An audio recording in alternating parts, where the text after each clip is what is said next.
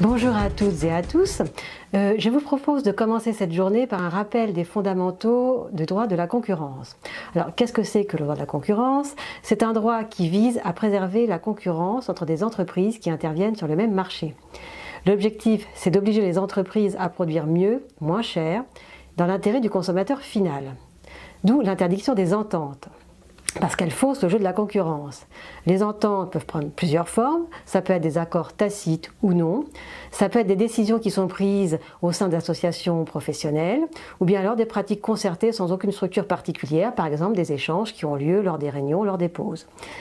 Les ententes peuvent être de deux sortes, elles peuvent être horizontales, c'est-à-dire qu'elles interviennent entre concurrents qui sont situés au même niveau de la chaîne de production, par exemple entre des cimentiers, ou bien verticales, c'est-à-dire qu'elles interviennent entre clients-fournisseurs, par exemple cimentiers, bétonniers.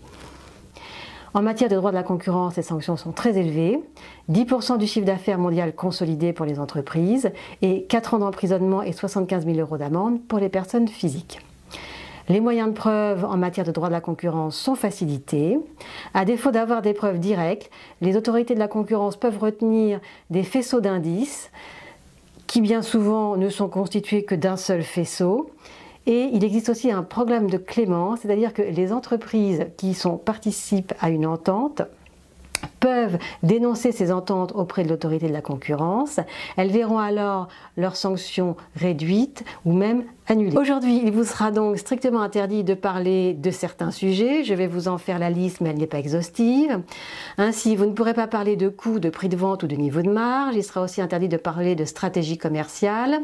On ne pourra pas non plus aborder les sujets de politique tarifaire, les calendriers d'évolution de prix, les pourcentages de hausse. On ne pourra pas parler de parts de marché par société.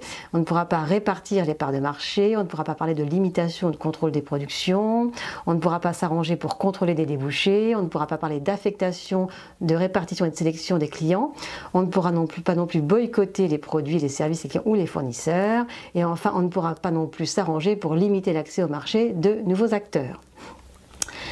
Je vous invite donc aussi à signer la feuille de présence.